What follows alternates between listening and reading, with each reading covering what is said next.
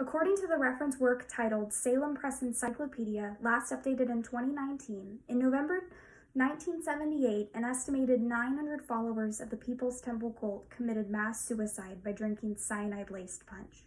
The Jonestown Massacre is a tragic event that involved a mass suicide and murder of innocent people. The tragedy that took place is something that should be remembered so that it never happens again. I've spent a lot of time researching why and how this horrible occurrence took place.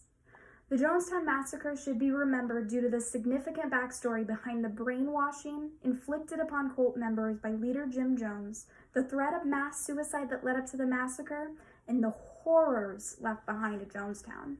Now that I've introduced the topic, I will discuss the backstory of the brainwashing that Jones imposed upon its members.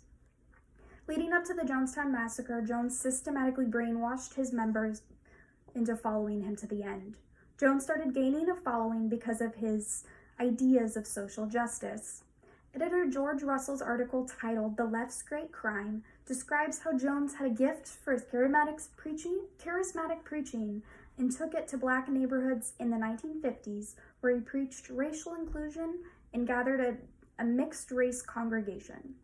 Jones gained followers by being well-liked and preaching about socialism.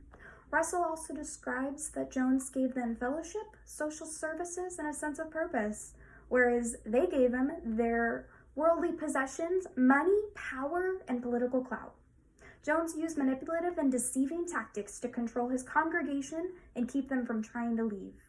Psychologist Philip Zimbardo explains in Peace and Conflict, Journal of Peace Psychology, published in 2020, that the members of Jones's congregation were told to prepare statements of their wrongdoings as a way to cleanse themselves. He would then use these in public meetings where the individuals would be called in front of everyone to be ridiculed, humiliated, tormented, or physically tortured. This created followers that were too afraid to leave or go against Jones. Writer Rebecca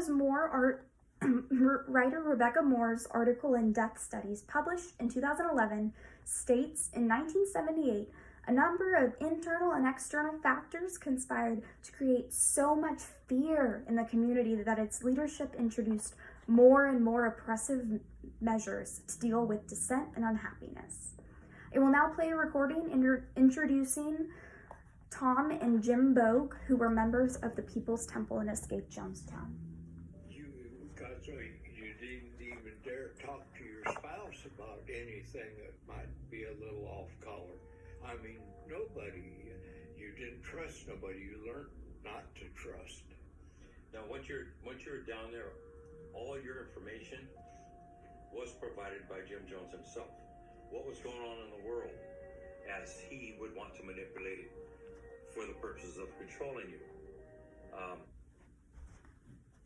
Now that I've shared some of the deceitful tactics that Jones used to control his members, I will move on to discussing his drug abuse and the threats of mass suicide that led up to the Jonestown Massacre. Jones and his followers threatened mass suicide years prior to the massacre, which had a lot to do with his drug abuse and alcoholism of him and his inner circle. Russell's article describes how Jones was a drug addict, a sexual predator to both sexes, and was accomplished in tricking his congregation with fake healing rituals. Russell further describes how Jones needed to demand so much respect from his congregation because of the self-indulgent hypocrisy of Jones and his inner circle, who drank, drugged, fornicated, and otherwise had their way with the people and collectivized property under their sway.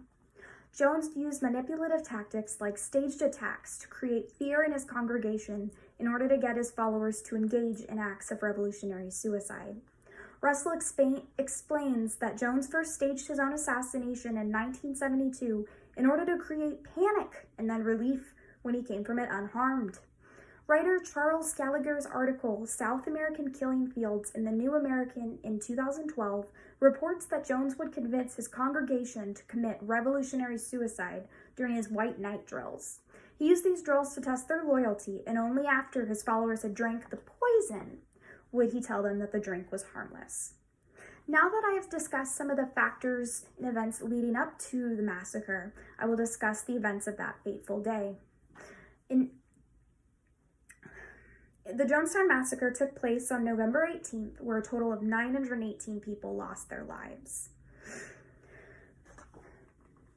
Here is an image from the Encyclopedia Britannica, published in 2019, showing some of the bodies that day. In the front, there's the vat of poison. But not everyone drank the poison that day, or not everyone that died drank the poison that day.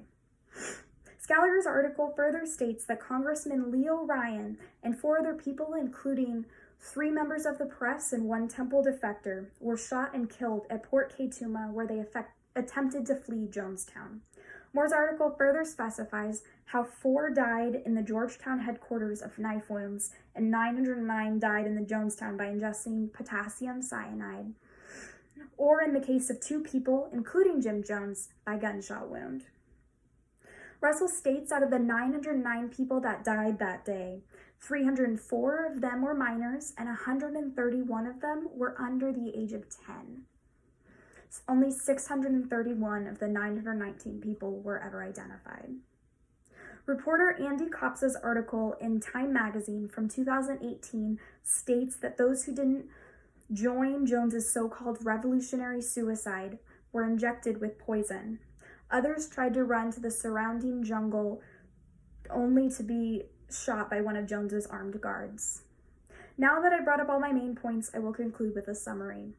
The Jonestown Massacre was a mass tragedy that occurred because of the manipulation of Jim Jones. Because of his consistent drug abuse and alcoholism, his personality had completely deteriorated. Jones got his followers to take part in revolutionary suicide acts prior to the massacre.